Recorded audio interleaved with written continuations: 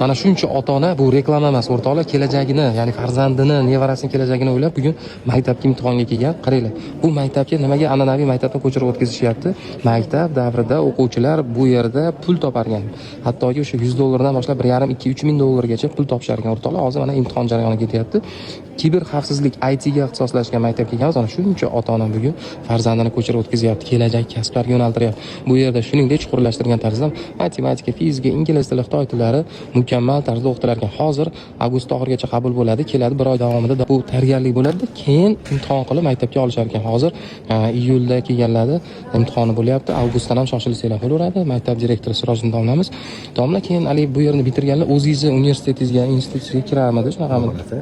Universitet ochish harakatlarida qoladi. Keyin yoqda qoladi. O'zimizga kiber xavfsizlik universitetimizni ochyapmiz.